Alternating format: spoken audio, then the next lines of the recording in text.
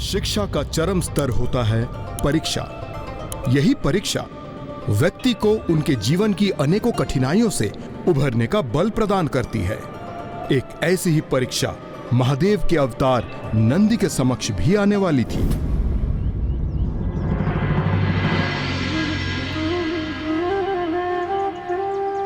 मैं तुम्हें आशीष देता हूं पुत्र। आज जो तुमने ज्ञान अर्जित किया है वो तुम्हें तुम्हारे जीवन की प्रत्येक परीक्षा के लिए तुम्हें सफलता दिलाएगा और तुम्हें तुम्हारे लक्ष्य अर्थात शिव दर्शन में समर्थ बनाएगा। तो क्या वास्तव में इंद्रदेव नंदी जी की परीक्षा लेने वाले थे लंकेश? इंद्रदेव कहाँ कोई कार्य एकाकी संपन्न करने में समर्थ हैं। वो तो अपने एक समूह को साथ लेकर गए, इसलिए अब एक नन्हे बालक को 6 देवताओं का सामना करना था। ओम नमः शिवाय, ओम नमः शिवाय, ओम नमः शिवाय। हमारी योजना के अनुसार यमराज आप आखेटक बनेंगे और भूदेवी आप मृग का रूप धारण करेंगी।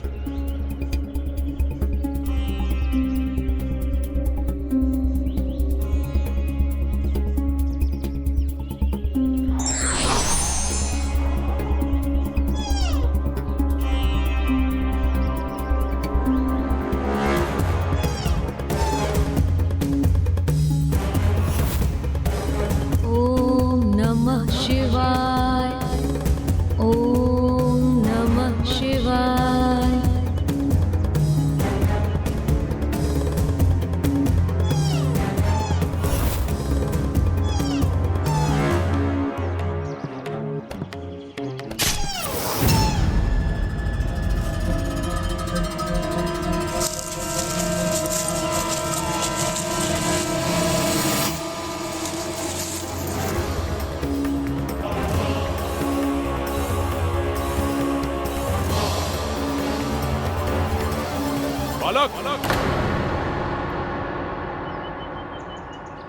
यदि तुमने किसी मृग को यहां आते हुए देखा है तो बताओ मुझे वो किस दिशा में गया है। यदि मैंने इन्हें उस मृग के विषय में सत्य कहा तो ये उस लाचार मृग को बंदी बना लेंगे और उसके उपरांत ज्ञात नहीं उसके साथ कैसा अत्याचार करेंगे। किंतु यदि मैंने असत्य कहा तो वो भी धर्म के विपरीत होगा। मुझ पर असत्य वचन कहने का दोष लगेगा। किस विचार में डूबे हो बालक? मेरे प्रश्न का शीघ्र उत्तर दो। कहां है वो मृग? इस प्रकार मेरे समक्ष क्यों स्थित हो गए हो? बताओ वो मृग कहां है? वहां उस दिशा में।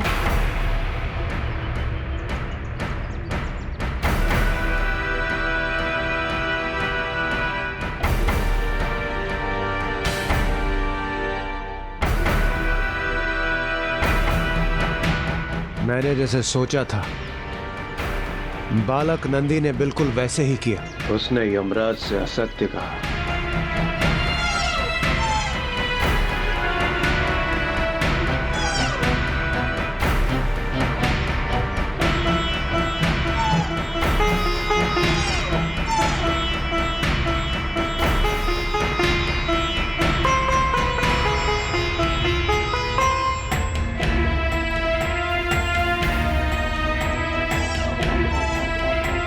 चिंता मत करो, मैं तुम्हें कोई कष्ट नहीं पहुंचाऊंगा। मैं तुम्हारी सहायता करने आया हूँ।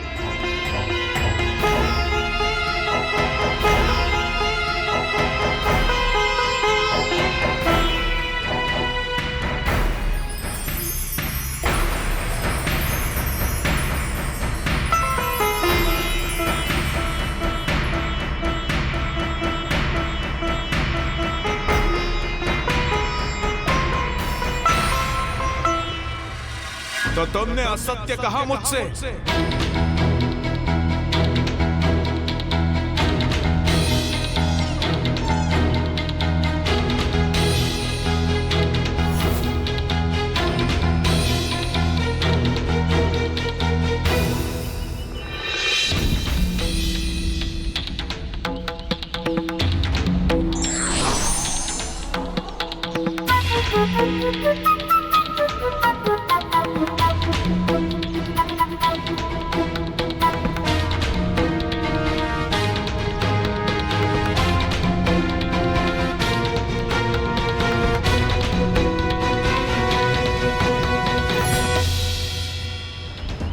ऋषि पुत्र प्रतीत होते हो तुम, किंतु तुम्हारा आचरण तो ऋषि पुत्र जैसा नहीं है।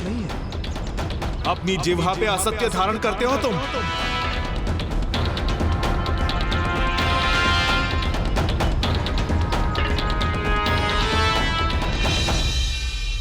आखेटक, आप हमारे लिए आखेट करने आए थे ना? तो फिर यहां आप इस कोमल बालक पर क्रोधित क्यों हो रहे हैं? आप जिसे कोमल बालक पुकार रहे हैं ना राजन, वो मिथ्या वचन कहने वाला कपटी और अधर्मी बालक है। असत्य तो आप कह रहे हैं आखेटक महोदय, मैंने कोई अधर्म नहीं किया। देखिए देखिए, पुनः असत्य कह रहा है ये बालक। मैं तो आखेट रूपी मृग के पीछे पीछे यहां आया था, किंतु इसी ने मुझे भ्रमित कर दिया, दूसरी दिशा में भेज दिया, जबकि यह मृग इसी के साथ यहीं था। बालक, तुम ऋषि पुत्र हो और असत्य कहने से पहले तुमने तनिक भी संकोच नहीं किए। प्रतीत होता है तुम्हारे गुरु ने तुम्हारी शिक्षा में तुम्हें अधर्म का पाठ सिखाया है। किसी निर्दोष जीव की रक्षा के लिए कहा गया असत्य अधर्म नहीं, अपितु धर्म होता है, क्योंकि धर्म कर्म से तो प्राणियों की रक्षा होती है। इसीलिए ऐसा सत्य जिससे किसी प्राणी को हानि पहुंचे, वो भी अधर्म ही है।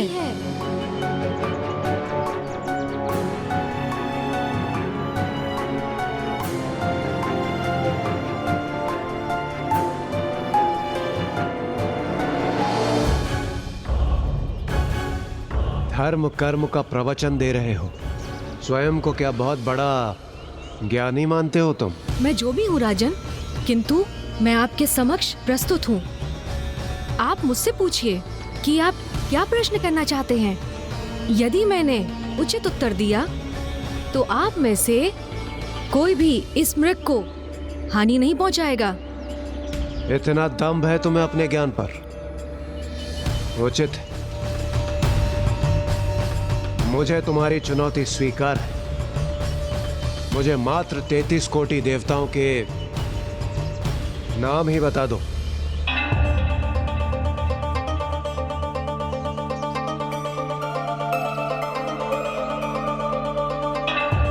क्या हुआ बालक? मेरे प्रश्न का श्रवण होते ही तुम अपना समस्त ज्ञान भूल गए? तुम्हारे ज्ञान का अहंकार छिन्न भिन्न हो गया? संस्कृत भाषा में कोटि शब्द के 2 अर्थ होते हैं। प्रथम करोड़, जो एक संख्या को इंगित करता है, और अधिकांश मनुष्यों को इस शब्द का यही एक अर्थ ज्ञात है। किंतु कोटि शब्द का दूसरा अर्थ है श्रेष्ठ प्रकार, जो देवताओं के संदर्भ में अधिक मान्य है। इसलिए 33 कोटि देवताओं का अर्थ 33 करोड़ नहीं, अपितु 33 श्रेष्ठतम देवताओं से संबंध रखता है। इसलिए आपके प्रश्न का उत्तर है राजन, 33 कोटि देवता, जिसमें 12 आदित्य, 8 वसु, 11 रुद्र, 1 इंद्र, 1 प्रजापति एवं 2 अश्विनी कुमार, जिनकी संख्या का संयोग हुआ 33। ओम नमः शिवाय, ओम नमः शिवाय, ओम नमः शिवाय, ओम। मात्र संख्या ही ज्ञात है या उनके नामों से भी परिचित हो? 12 आदित्य इस प्रकार हैं: अंशुमान, आर्यमान, इंद्र, त्वष्टा, धातु, पर्जन्य, पूषा, भग, मित्र, वरुण, विवस्वान एवं विष्णु। ओम नमः शिवाय। मैं आपको 11 रुद्र के नाम भी बताता हूँ: शंभु, पिनाकी, गिरीश, स्थानु, भर्ग, भव, सदाशिव, शिव, हर, शर एवं कपाली।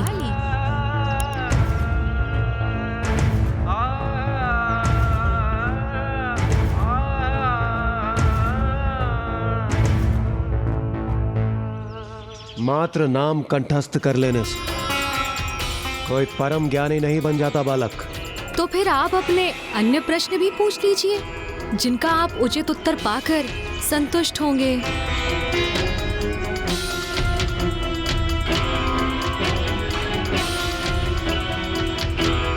तो ये बताओ, स्त्री और पुरुष के मध्य अधिक श्रेष्ठ कौन है?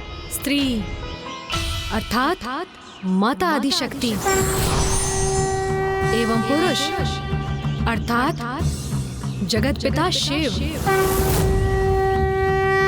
संसार की उत्पत्ति में दोनों का ही समान योगदान था, इसीलिए दोनों ही श्रेष्ठ हैं। किंतु यदि इन दोनों में से किसी एक को श्रेष्ठता प्रदान करना अनिवार्य है, तो मैं स्त्री को ही श्रेष्ठ कहूंगा, क्योंकि वो तो पुरुष को भी जन्म देती है।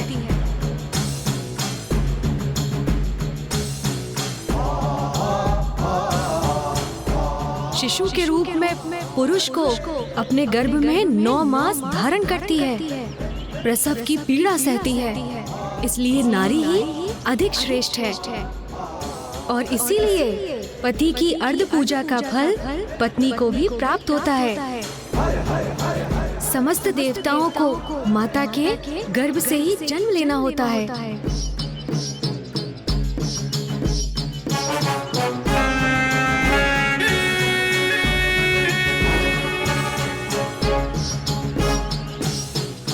मैंने आपके समस्त प्रश्नों का उत्तर दिया, तो फिर आप इस निर्दोष निरीह प्राणी पर आघात करने के लिए क्यों आतुर हो रहे हैं?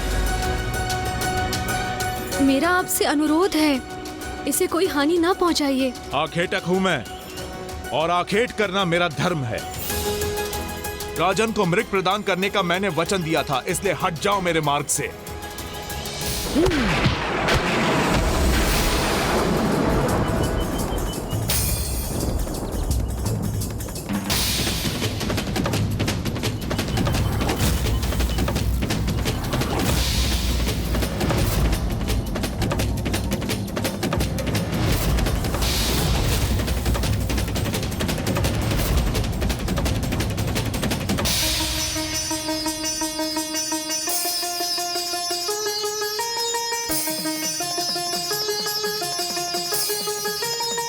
आप सभी भले ही अपने वचन से हट जाएं, किंतु मैंने इस निर्दोष जीव को शरण दी है, इसलिए अब ये मेरा शरणागत है, और शरणागत रक्षा के धर्म से मैं कदापि पीछे नहीं हटूंगा।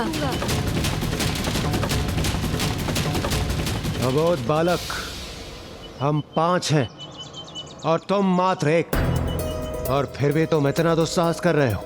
जिसे आप दुस्साहस कह रहे हैं, वो तो मेरी धर्मपरायणता है, और ये मेरी चुनौती है कि मैं आप सभी की संयुक्त शक्ति के समक्ष अडिग रहकर धर्म का पालन करूंगा।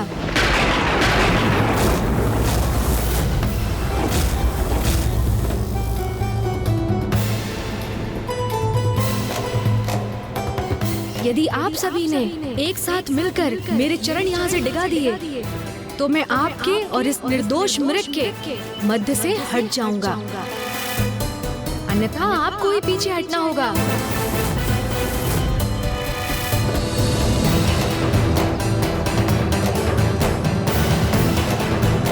कहीं देवताओं को चुनौती देकर नंदी ने कोई भूल तो नहीं कर दी?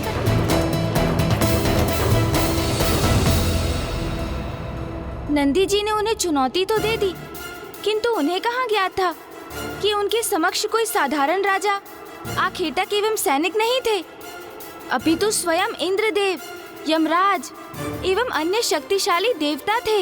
उनकी संयुक्त शक्ति का सामना कैसे किया नंदी जी ने? ये संघर्ष तो संकट का रूप धारण कर घोर अनिष्ट का कारण बन सकता था, किंतु बालक नंदी के लिए नहीं, अपितु उन देवताओं के लिए।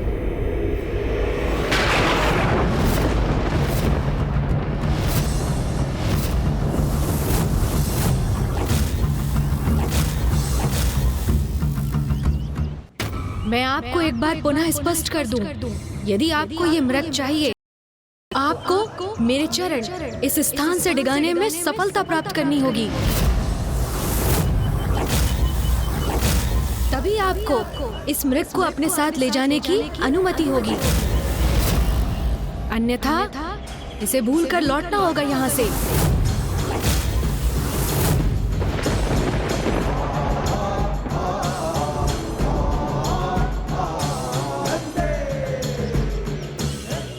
नन्हे से प्राण किंतु वचन कितने महान। तुम्हारे चरण तो क्या, मेरी एक गर्जना से मैं तुम्हारा शरीर कंपित कर तुम्हें पीछे हटा दूंगा। आपको अपने प्रयोजन में सफलता प्राप्त होगी अथवा असफलता, ये तो प्रभु की कृपा पर निर्भर करता है। आप प्रयास कीजिए, परिणाम महादेव पर छोड़ दीजिए, महादेव पर छोड़ दीजिए।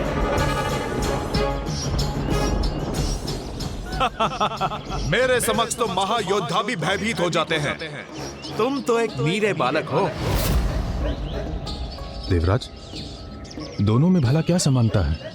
एक छोटा सा बालक कैसे स्थिर रह सकेगा यमराज के समक्ष? साहस अहंकार में नहीं, हृदय में होता है वायुदेव, और ये इस बालक को समझना होगा। मात्र साहस दिखाने से वास्तविकता बदल नहीं जाती। यमराज के समक्ष होकर भी इस बालक को तनिक भी चिंता नहीं है। अद्भुत है नंदी का साहस, किंतु ये साहस कहीं नंदी के लिए संकट ना उत्पन्न कर दे, क्योंकि देवता उसे पराजित करने का पूर्ण प्रयास करेंगे और उनकी संयुक्त शक्ति का सामना करना कहीं नन्हे नंदी के लिए अत्यंत अहितकर न सिद्ध हो जाए। कठोर परीक्षा के उपरांत ही मनुष्य का उत्तम चरित्र उजागर होता है, और प्रभु भोलेनाथ के प्रति नंदी की एकाग्रता ने पूर्व में ही प्रमाणित कर दिया है कि वो महादेव का परम भक्त है। और इस परीक्षा के उपरांत ये भी ज्ञात हो जाएगा कि बालक नंदी महादेव का सखा, उनका वाहन बनने योग्य है अथवा नहीं। स्मरण रखना बालक, तुमने स्वयं संकट को आमंत्रित किया है।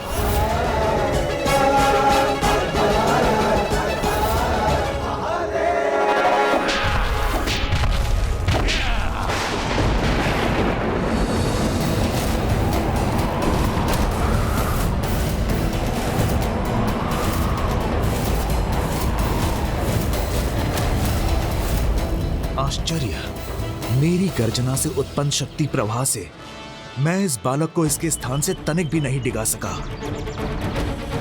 किंतु मेरी फांस का सामना कैसे करेगा ये?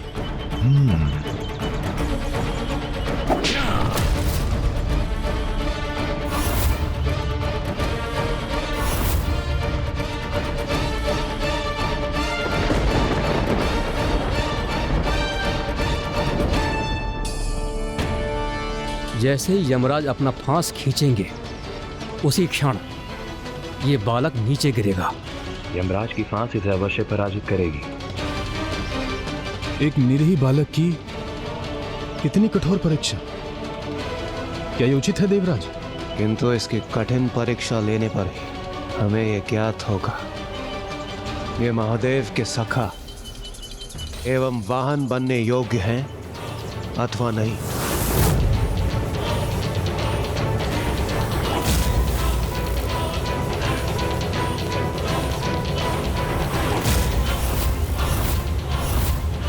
अब तुम अपने स्थान पे कदापि स्थिर नहीं रह पाओगे बालक।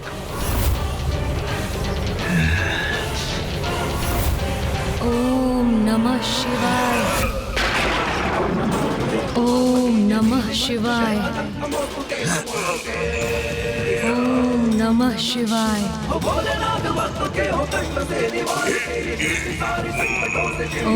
नमः शिवाय। नमः शिवाय, ओम नमः शिवाय, ओम नमः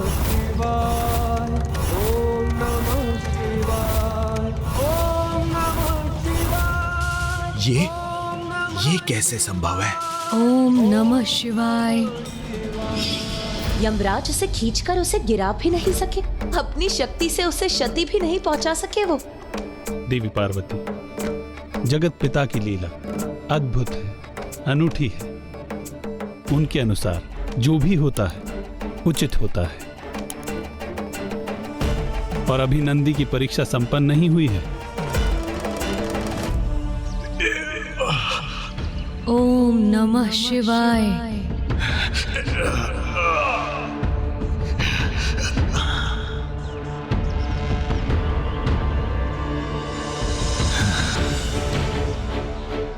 बालक, इतनी उद्दंडता तुम्हारी, तुम मेरा उपहास कर रहे हो। इसका दंड मैं तुम्हें अवश्य दूंगा।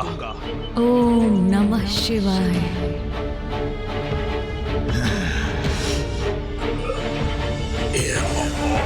ओम नमः शिवाय। अपने संपूर्ण सामर्थ्य का प्रयोग करूंगा, किंतु तुम्हें अपने स्थान से हटने पर विवश अवश्य करूंगा। ओम नमः शिवाय।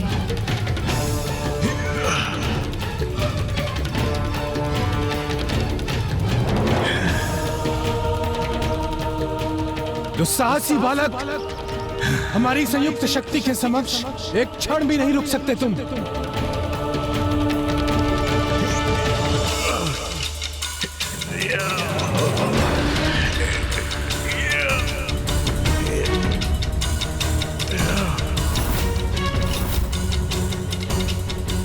महादेव, शिव शंकर शंभु।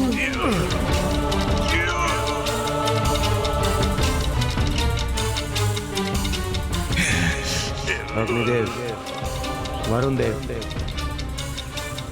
अब दोनों के भी आगे बढ़ने का समय आ गया है।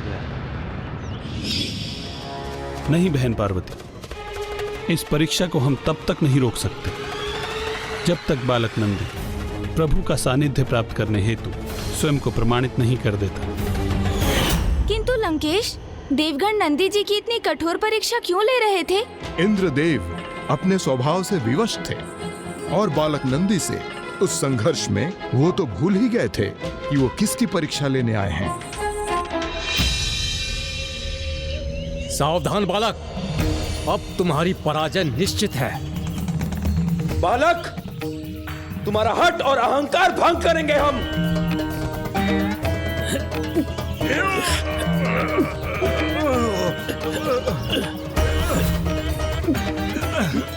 अब इनकी संयुक्त शक्ति इस बालक को अवश्य प्रभावित करेगी।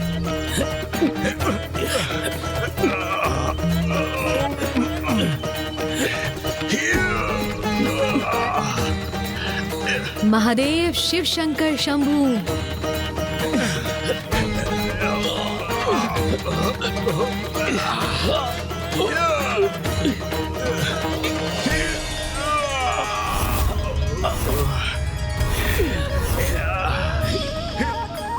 अब तो मुझे पूर्ण विश्वास होने लगा है कि नंदी स्वामी का सखा और वाहन बनने की योग्यता प्राप्त कर चुका है।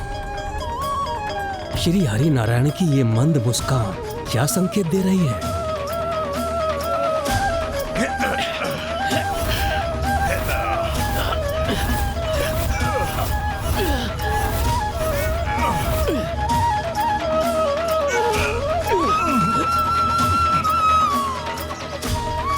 मैंने तो पूर्व में ही कहा था राजन, आप सब एक साथ आकर प्रयास कर सकते हैं।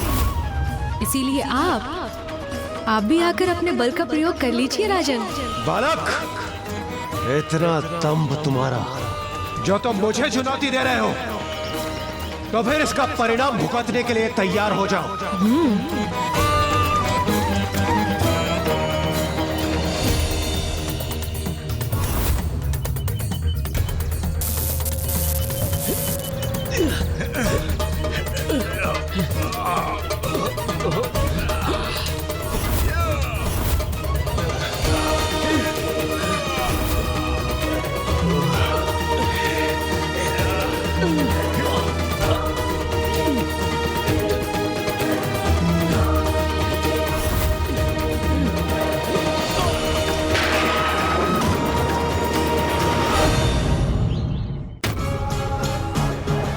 रस्सी छोड़कर आप अपने हाथों से भी प्रयास कर लीजिए।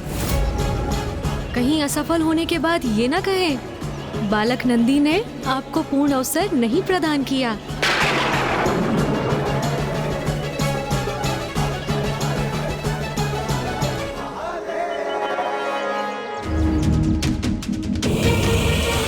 यही चाहते हो ना तुम बालक?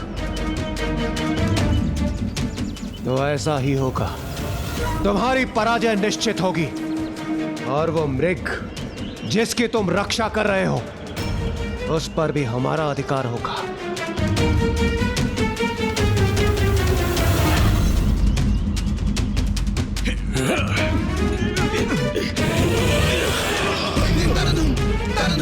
देवराज इंद्र भी विफल हो गए इस नन्हे बालक के समक्ष।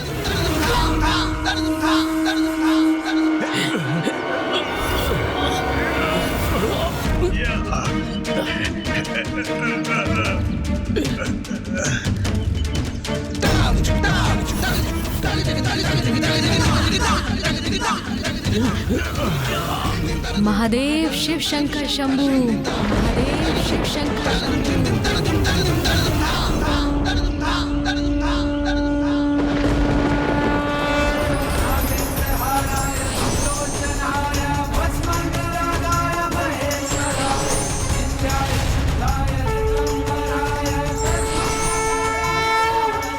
बस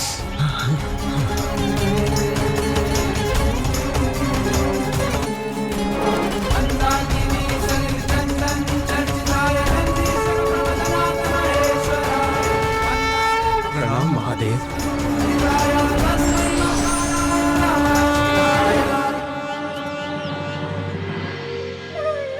बालक नंदी ने यह प्रमाणित कर दिया कि वो महादेव के कृपा पात्र है और उनका सानिध्य प्राप्त करने के लिए सर्वथा योग्य है। ये तो हम ही हैं जो उनकी परीक्षा लेने के योग्य नहीं है।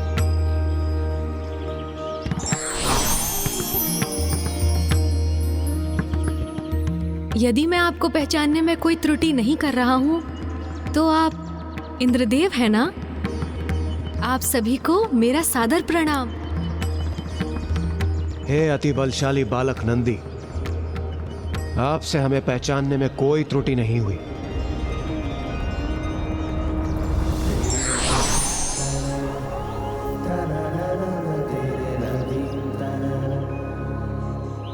और आप भूमि देवी हैं ना? अब समझ में आया मुझे। आप सभी मेरी परीक्षा लेने आए थे ना? मुझे क्षमा कीजिए कि मैंने आप सभी को अपने चरण थामने के लिए प्रेरित किया। आपको क्षमा याचना करने की तनिक भी आवश्यकता नहीं। ये तो केवल आपकी परीक्षा का भाग था जिसमें आपने संपूर्ण बल और साहस के साथ स्वयं को सर्वश्रेष्ठ सिद्ध किया है और हमें भी अत्यंत प्रभावित किया है आपने। आप सर्वथा महान हैं नंदी जी, और ये आपकी धर्म शक्ति का ही प्रभाव है कि हमारे समस्त प्रयासों के उपरांत भी आप अपने स्थान पर अडिग रहे। सत्य है, आप श्रेष्ठ धर्मज्ञ हैं, धर्म के ही अवतार हैं। हम आपको आशीर्वाद देते हैं। आज से आप धर्मज्ञ नंदी के नाम से विख्यात होंगे। नंदी के नाम से विख्यात होंगे। नंदी के नाम से धर्मज्ञ नंदी के नाम से विख्यात होंगे। धर्मज्ञ नंदी के नाम से विख्यात होंगे।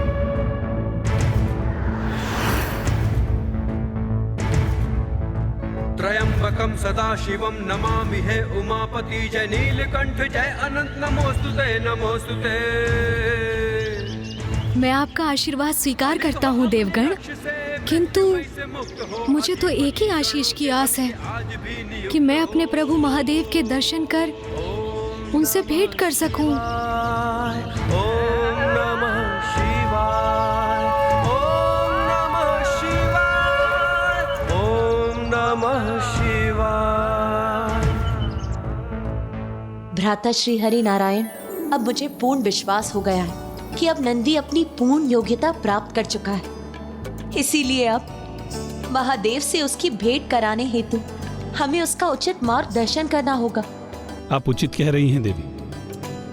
नंदी ने अपनी प्रथम परीक्षा में अपने ज्ञान का अद्भुत परिचय देकर यह सिद्ध किया है कि वो महादेव से भेंट करने योग्य हो गया है, और अपनी द्वितीय परीक्षा में अपने अपार बल का प्रदर्शन कर यह सिद्ध किया है कि वो महादेव का वाहन बनने योग्य भी है।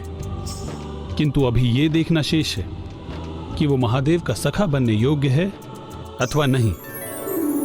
उसके लिए उसे भोलेनाथ को उनके वैराग्य से बाहर निकालना होगा।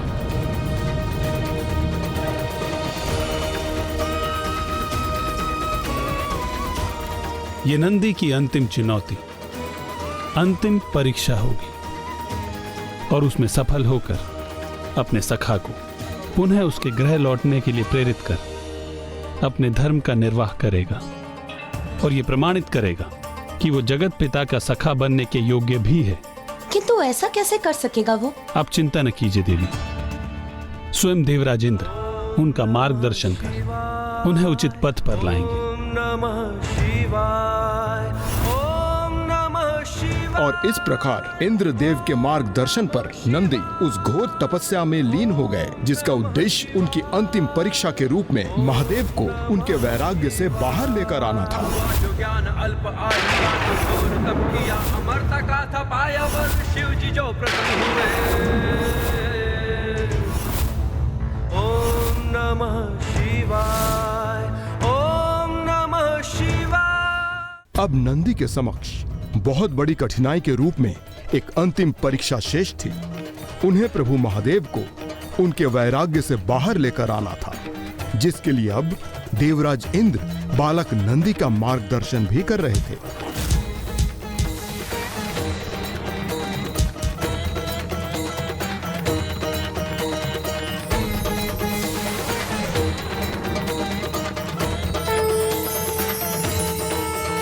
इस आम के माध्यम से प्रभु श्री हरि नारायण मुझ तक अपना संदेश पहुंचा रहे हैं।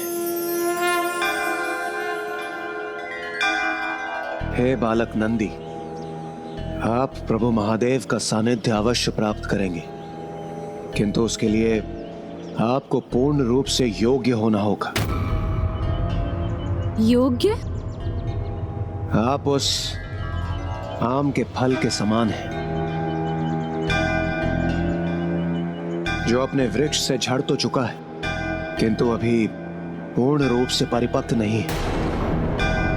बालक नंदी, ये फल तो सृष्टि की ऊर्जा से पक ही जाएगा, किंतु आपको परिपक्व होने के लिए तप की शक्ति की आवश्यकता होगी, और ये आपकी अंतिम परीक्षा होगी, क्योंकि वो तपोशक्ति ही आपको महादेव के समक्ष प्रस्तुत होने के योग्य बनाएगी।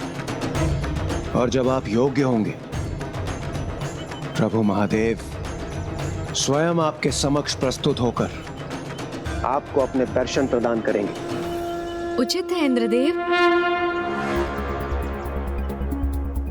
फिर तो नंदी जी ने वही प्रभु महादेव की तपस्या आरंभ कर दी होगी ना लंकेश? हाँ गौरी पुत्र, नंदी जी तो पूर्व से ही महादेव की भक्ति में पूर्ण रूप से समर्पित थे। उनकी भक्ति को मात्र एक दिशा चाहिए थी, किंतु अब उनके समक्ष एक बहुत बड़ी चुनौती थी कि अब प्रभु को उनके वैराग्य से बाहर लाने की चुनौती। लीजिए लंकेश, जल ग्रहण कीजिए, और इतने महत्वपूर्ण कार्य को संपन्न करने का तो एक ही उपाय है, प्रभु महादेव की तपस्या, क्योंकि तप करने से ही प्रभु महादेव के साथ सीधा संपर्क स्थापित होता है ना लंकेश? हाँ, नंदी जी ने तो मात्र अपने पिता से एक अनुमति प्राप्त कर वही वन में आम वृक्षों एवं बेल पत्रों के मध्य प्रभु के मंत्रों का जाप कर अपनी तपस्या आरंभ की। ओम त्र्यंबकं यजामहे सुगंधिं पुष्टिवर्धनं नमः शिवाय। उर्वारुकमिव बन्धनान् मृत्युर्मुक्षीयमामृता। ओम नमः शिवाय। त्र्यंबकं यजामहे सुगंधिं पुष्टिवर्धनं उर्वारुकमिव बन्धनान् मृत्युर्मुक्षीयमामृता।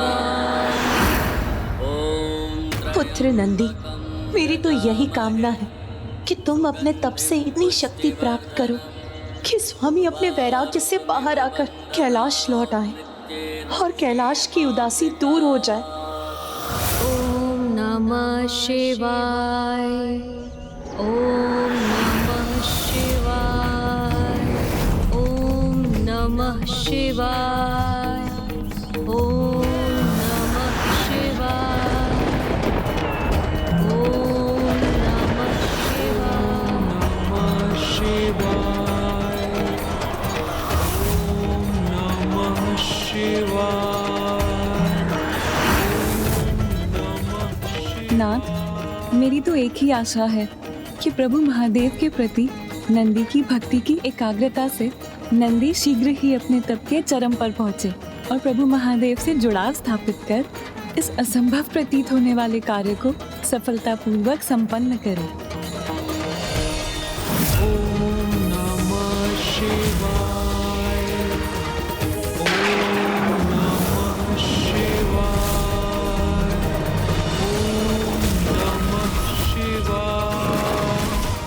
ओम नमः शिवाय। ओम नमः शिवाय। स्वामी, नंदी तो इस प्रकार तप में लीन है कि वो चींटियों के बांबी से पूर्ण रूप से घिर चुका है और उसे इस बात का आभास तक नहीं है। मेरी तो यही आशा है कि वो अपनी तपोशक्ति से इस व्यवधान को भी पार कर प्रभु महादेव से संपर्क साधने में समर्थ होगा। ओम नमः शिवाय। ओम नमः शिवाय। ओम नमः शिवाय। ओम नमः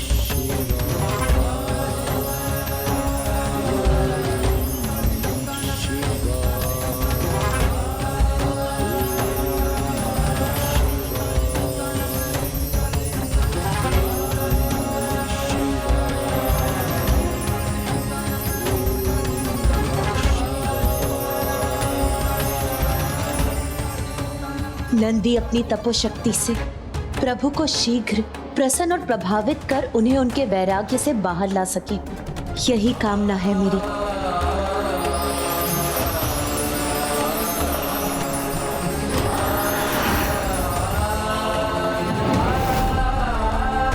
ओम नमः शिवाय।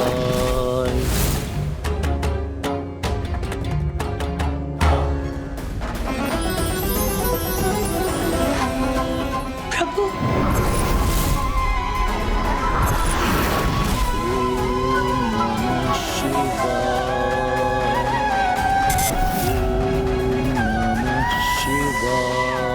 नंदी ने तो अपनी एकाग्रता से अपनी तपोशक्ति प्रभु तक पहुंचा दी है, फिर प्रभु के मनोभाव में कोई परिवर्तन क्यों नहीं आ रहा? वो अपने वैराग्य से बाहर क्यों नहीं आ रहे? ओम नमः शिवाय। ओम नमः शिवाय। नाथ, मुझे बताने की कृपा करें कि जब नंदी की इतनी अनुपम भक्ति है कि उसकी तपोशक्ति बांबी रूपी बाधा को भी पार कर महादेव तक पहुंच गई, तो फिर अब उसकी भक्ति में ऐसा क्या शेष रह गया है कि अभी भी महादेव पर उसका कोई प्रभाव नहीं है? ओम नमः शिवाय। ओम नमः शिवाय। ओम नमः शिवाय। ओम नमः शिवाय। ओम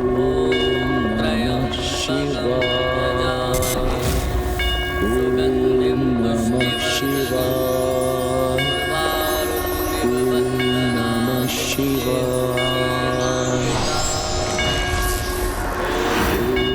नमः शिवाय।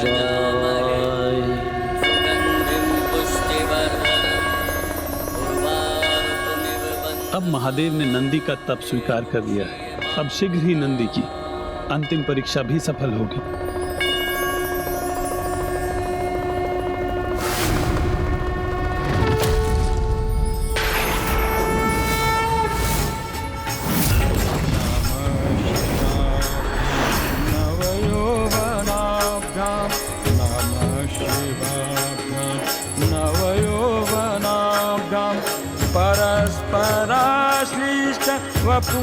वपुधराभ्यां नागेन्द्रकन्या वृषकेतनाभ्यां नगेन्द्र कन्या ऋषिकेशनाभ्यां नमो नमः।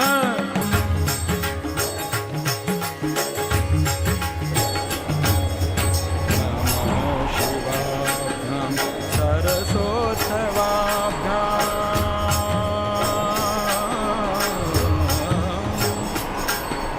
नमः शिवाभ्यां सरस्वत्यवाभ्यां नमस्कृताभीष्ट वरप्रदाभ्यां नारायणेन चित्तपादुकाभ्यां नारायणेन चित्तपादुकाभ्यां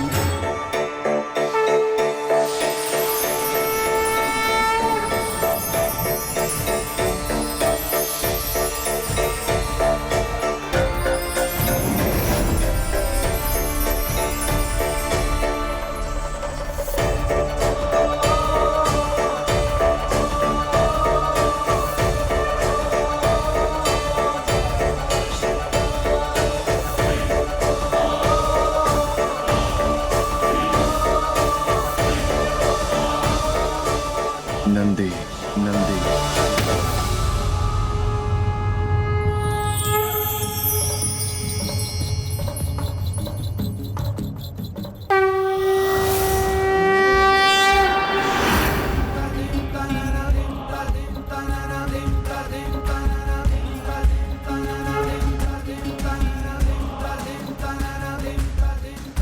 प्रभु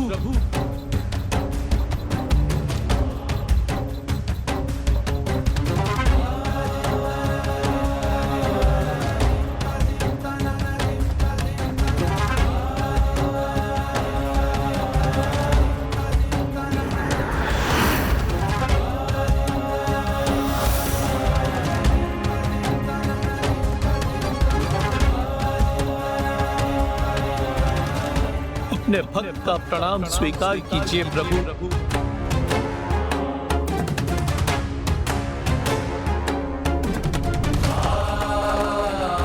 कल्याण हो कल्याण हो।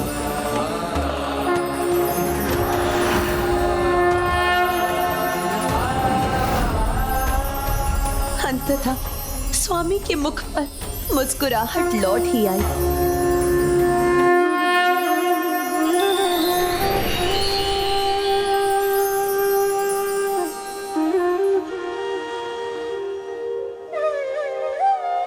मेरे प्रभु को उनके सखा का सानिध्य प्राप्त हो ही गया। नंदी मेरे सखा, चलो चलो, मैं तुम्हें अपने साथ ले जाने आया। मैं तुम्हें अपने साथ ले जाने आया। मैं तुम्हें अपने साथ ले जाने आया।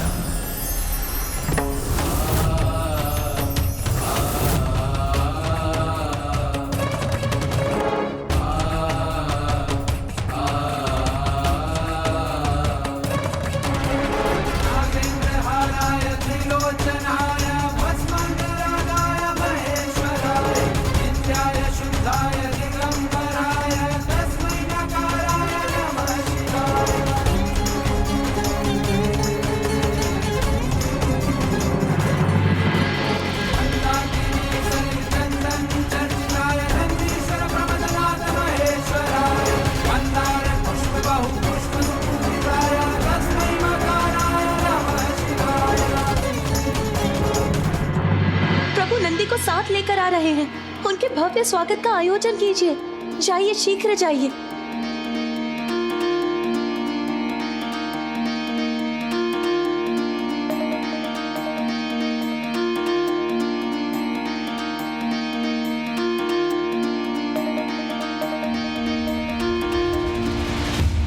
महादेव स्वयं नंदी का हाथ पकड़कर कैलाश की ओर ला रहे हैं। एक भक्त के लिए भला इससे बड़ा और क्या वरदान हो सकता है। अपनी भक्ति की एकाग्रता से महादेव के साथ संपर्क बनाकर वो उन्हें उनके वैराग्य से बाहर ले आए। नंदी ऐसा अनूठा वरदान प्राप्त करने के लिए अपनी योग्यता को पूर्व में ही प्रमाणित कर चुका था। ऐसे ही एक परम भक्त की प्रतीक्षा थी महादेव को। वहां प्रभु की प्रतीक्षा समाप्त हुई और यहाँ मेरी और कैलाश की, क्योंकि एक दूसरे के बिना तो हम अधूरे हैं।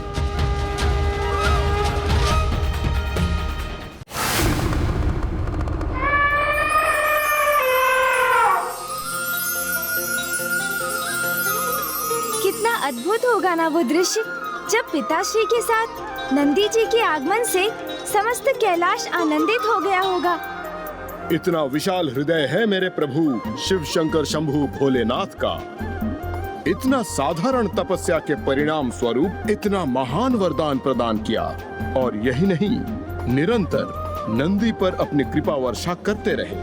बाम्बी से निकलकर वहां पहुंचे नंदी का अभिषेक उन्होंने पंचनद को उत्पन्न कर करवाया। सखा नंदी, कैलाश में तुम्हारा स्वागत असाधारण अभिषेक से होगा, जिसके लिए पंचनद अर्थात पंच नदियां स्वयं उत्पन्न होकर करेंगी। इन पंच नदियों के नाम हैं चतोदका नदी, तिस्त्रोता नदी, वृषध्वनि नदी, स्वर्णोदका नदी एवं जम्बू नदी।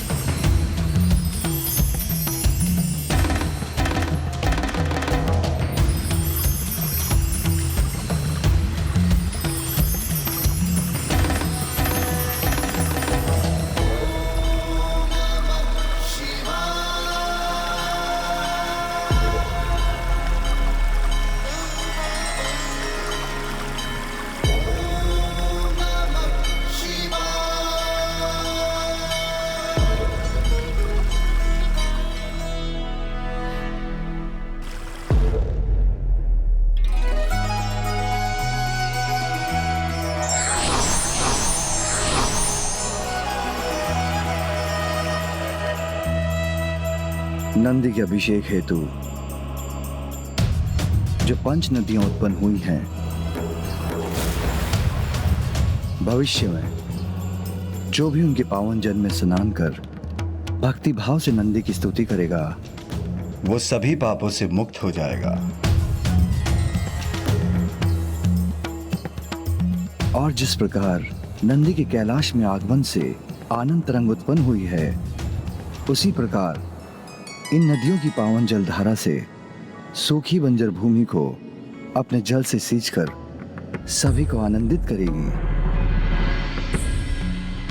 नंदी, मैं तुम्हें अभी और वरदान प्रदान करने का इच्छुक हूं। आज से तुम समस्त शिव गणों के अध्यक्ष होंगे। एक और वरदान देता हूं तुम्हें। मरुत की पुत्री सुयाशा से तुम्हारा विवाह होगा। और ये तृतीय वरदान है जो मैं तुम्हें प्रदान करता हूं। अब तुम जीवन मृत्यु के चक्र से मुक्त होकर सदा कैलाश में ही निवास करोगे, और तुम्हारे समस्त पितरों के साथ तुम्हारे पिता को भी कैलाश में स्थान प्राप्त होगा। और तुम मेरे स्वामी जगत पिता महादेव को उनके वैराग्य से बाहर लेकर आए।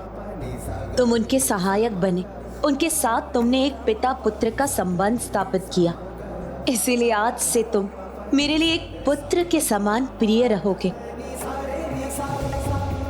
पिताश्री और माँ का इतना अपार स्नेह पाकर उनसे इतने वरदान प्राप्त कर तो नंदी जी कृतार्थ हो गए होंगे लंकेश। उनके आनंद की तो कोई सीमा ही नहीं रही होगी।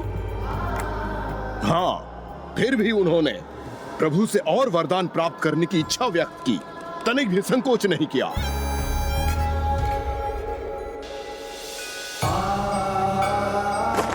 प्रभु, मुझे मेरे बाल्यपन से सदैव ऋषभ बुद्धि के नाम से संबोधित किया जाता है, और आज मुझे स्पष्ट दिखाई दे रहा है कि आपके साथ सदैव रहने वाली इस पताका पर यह वृषभ अंकित है। महादेव की इस पताका पर अंकित ये वृषभ का चिन्ह धर्म का प्रतीक है। तो प्रभु, आपकी इस पताका पर सदैव स्थित रहने वाले वृषभ के समान मेरी भी यही इच्छा है कि मैं सदैव आपके साथ रहूं। प्रभु, आपने मुझे महानतम वरदान प्रदान किए हैं, किंतु मुझे एक वरदान और दीजिए कि मैं सदा आपका वो सखा बना रहूं जो सदैव आपके साथ रहे, जिसके साथ आप अपने विचार बांट सके। मैं आपका वो वाहन बनना चाहता हूँ जो इस धर्म वृषभ के समान सदा अडिग रहकर आपकी सेवा करे।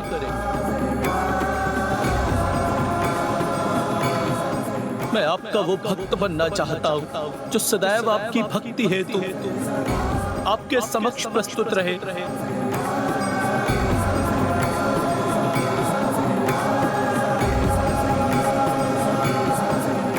और आपके इस भक्त और आपके मध्य अन्य कोई भी ना आ सके प्रभु।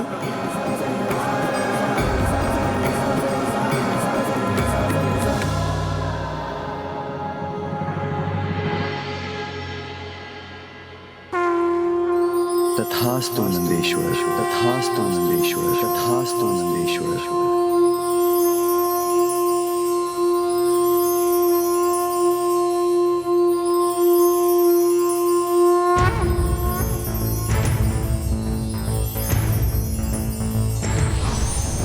त्र्यंबकम सदाशिवम नमामि है उमापति जय नीलकंठ जय अनंत नमोस्तुते नमोस्तुते।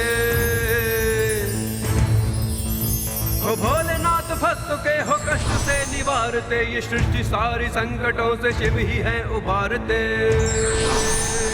ओम नमः शिवाय, ओम नमः शिवाय, ओम नमः शिवाय, ओम नमः शिवाय, ओम नमः शिवाय, ओम नमः शिवाय। तब शिलाद ने जो पुत्र के लिए किया, स्वयं ही पुत्र रूप में प्रकट होने का वर दिया। लिया जो जन्मभूमि से शिलाद ने ग्रहण किया, आनंदमय हो आपको नाम नंदी का दिया। ओम नमः शिवाय, ओम नमः शिवाय, ओम नमः शिवाय, ओम नमः शिवाय, ओम नमः शिवाय, ओम नमः शिवाय। हुआ जो ज्ञान अल्प आयु का तो घोर तप किया, अमरता का था पाया वर शिव जी जो प्रसन्न हुए। अडिग हो अपने लक्ष्य से, मृत्युमय से मुक्त हो, अधिपति गणों के बन के आज भी नियुक्त हो। ओम नमः शिवाय, ओम नमः शिवाय। अब स्वामी की वो मुस्कुराहट जिसको देखने के लिए मैं ही नहीं समस्त जगत व्याकुल हो उठा था, वो स्वामी के चेहरे पर लौट आई। ओम नमः शिवाय। लंकेश, अब मुझे ज्ञात हुआ कि प्रभु महादेव के शिवलिंग एवं नंदी जी की मूर्ति के मध्य किसी को कोई स्थान क्यों नहीं प्राप्त होता, क्योंकि इस प्रकार नंदी जी शांत भाव एवं पूर्ण एकाग्रता से सदा प्रभु भक्ति में लीन रहते हैं और उनकी भक्ति सीधे प्रभु तक पहुंचती है। और जो भी भक्त नंदी जी के कान में कुछ कहता है, वो संवाद भी सीधे प्रभु तक पहुंच जाता है। उन्होंने सिद्ध कर दिया कि भक्ति की एकाग्रता से यदि भक्त के नेत्रों में मात्र उसके प्रभु की छवि हो और उसके मन में अपने लक्ष्य पर पहुंचने की प्रतिबद्धता हो, तो कुछ भी प्रभु पद भी असाध्य नहीं। आप सर्वथा उचित कहते हैं गौरी पुत्र, और मैंने ये अनेकों बार प्रमाणित किया है। एकाग्रता के सर्वोच्च उदाहरण नंदी जी नहीं, मैं हूँ, क्योंकि मैंने अपनी भक्ति से प्रभु शिव शंकर शंभु को अनेकों बार प्रसन्न किया है। और इसके साक्षी तो आप भी हैं गौरी पुत्र, जो आज तक संसार में कोई नहीं कर पाया, वो मैंने किया है। अर्थात प्रभु के आत्मलिंग को मैंने प्राप्त किया है। इसलिए मुझसे अधिक एकाग्रता संसार में भला किस में हो सकती है?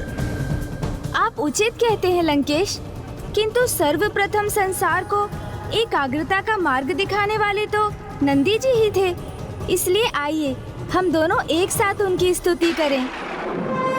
संकोच मत कीजिए दशानन, क्योंकि शिव कथा कहने का पुण्य तो आपको तभी प्राप्त होगा जब आप भक्ति और सम्मान के साथ महादेव के अवतार की स्तुति करेंगे।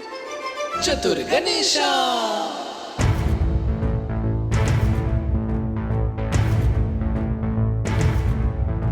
त्रयंबकम सदा शिवम नमामि हे उमापति, जय नीलकंठ जय अनंत नमोस्तुते नमोस्तुते।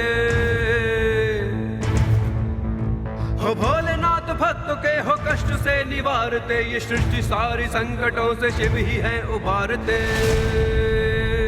ओम नमः शिवाय, ओम नमः शिवाय, ओम नमः शिवाय, ओम नमः शिवाय, ओम नमः शिवाय, ओम नमः शिवाय। कठोर तब शिलाद ने जो पुत्र के लिए किया, स्वयं ही पुत्र रूप में प्रकट होने का वर दिया। लिया जन्म भूमि से शिलाद ने ग्रहण किया, आनंदमय हो आपको नाम नंदिका दिया।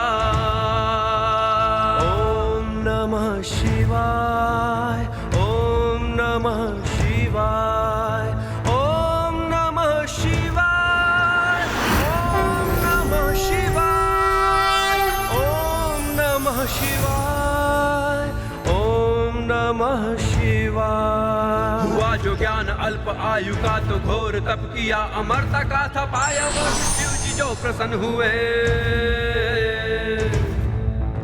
अडिग हो अपने लक्ष्य से मृत्युमय से मुक्त हो, अधिपति गणों के बन के आज भी नियुक्त हो। ओम नमः शिवाय, ओम नमः शिवाय, ओम नमः शिवाय, ओम नमः शिवाय, ओम नमः शिवाय, ओम नमः शिवाय। प्रणाम नंदेश्वर जी, हमें अपने भव्य दर्शन प्रदान करने के लिए आपको कोटि कोटि धन्यवाद। लंकेश, अब आप भी नंदेश्वर जी को प्रणाम कर उनका आशीष प्राप्त कीजिए। जिस प्रकार अपने आशीर्वाद से इन्होंने सूखी तप्त भूमि की प्यास बुझाई है, उसी प्रकार वो आप पर भी अपनी कृपा की वर्षा करेंगे।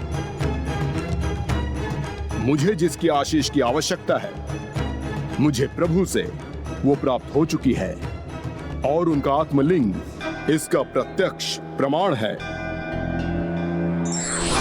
लंकेश, आपने ही इनकी भव्य कथा मुझे सुनाई और अब आप ही इनके भव्य रूप के दर्शन नहीं करना चाहते, इनकी ओर देख तक नहीं रहे हैं। ये तो इनका अपमान होगा और इनके साथ साथ प्रभु महादेव का भी अपमान होगा, जिनके ये अवतार हैं।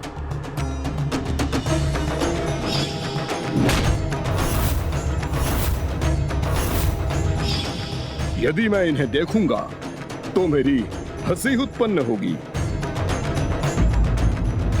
क्योंकि मुझे इनका वानर समान मुख स्मरण हो जाएगा जो मैंने कैलाश में देखा था। ये क्या किसी वानर के समान उछल उछल कर एक स्थान से दूसरे स्थान पर चिल्लाए फेंक रहे हो? बहुत हुई तुम्हारी ये क्रीड़ा, बहुत उछल ली एक वानर के समान। लंकेश, ये तुम नहीं, तुम्हारा अहंकार बोल रहा है, जिसके वश में आकर तुम मेरा अपमान कर रहे हो। दशानन, आप स्वयं अपने आराध्य के अवतार नंदेश्वर महाराज का अपमान क्यों कर रहे हैं? ये आपका भ्रम है गौरी पुत्र कि नंदेश्वर प्रभु के अवतार हैं, इसलिए ये स्वयं भी ईश्वर समान ही हैं।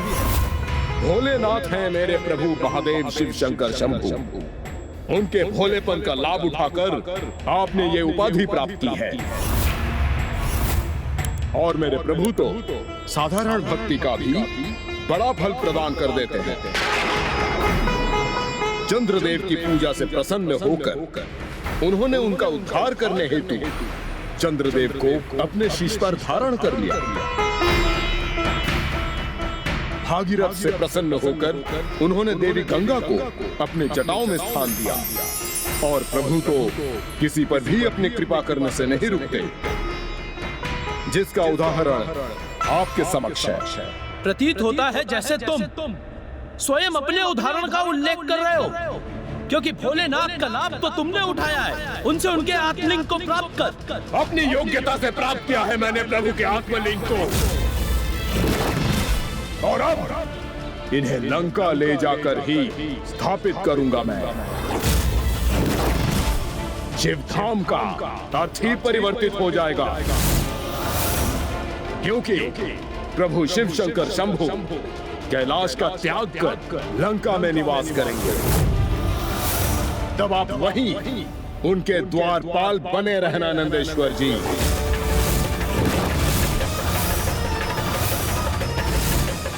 तुम्हारा कपट तो तुम्हारे भाव से स्पष्ट है, जिसने तुम्हारी भक्ति को भी दूषित कर दिया है। जिस उद्दंडता के साथ तुम महादेव के आत्मलिंग को लंका ले जाने का प्रयास कर रहे हो, क्या तुम उसमें कभी सफल हो पाओगे? कौन रोकेगा मुझे? आप! मैं रोकूंगा तुम्हें। कदाचित तुम्हें स्मरण नहीं है लंकेश, समस्त देवता अपनी सामूहिक शक्ति का प्रयोग करके भी मुझे मेरे स्थान से हटाने में असमर्थ थे। स्वयं प्रभु महादेव का भार उठाता हूँ मैं। तुम्हें तो बड़ी सरलता से रोक दूंगा। आपकी शक्ति से भयभीत नहीं है ये लंकेश रावण, क्योंकि मैंने कैलाश को उठाकर अपना सामर्थ्य प्रमाणित किया है। इसलिए कोई कितना भी प्रयास कर ले, मुझे कोई नहीं रोक सकता, क्योंकि मैं लंकेश दशानन रावण हूँ।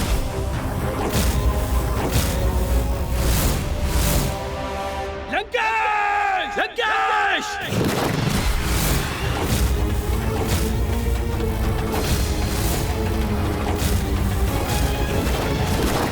प्रभु महादेव के महाभक्त एवं उनके ही अवतार के मध्य युद्ध छिड़ गया तो निश्चित रूप से उसका परिणाम बहुत ही भयंकर होगा। कभी कभी एक महाज्ञानी भी नेत्रों पर पड़े अहंकार के आवरण के कारण वो सब कुछ नहीं देख पाता जो एक सहृदय वाला अज्ञानी मनुष्य देख लेता है। धार्मिक वीडियो सबसे पहले देखने के लिए हमारे चैनल को सब्सक्राइब करें और बेल आइकन दबाएं।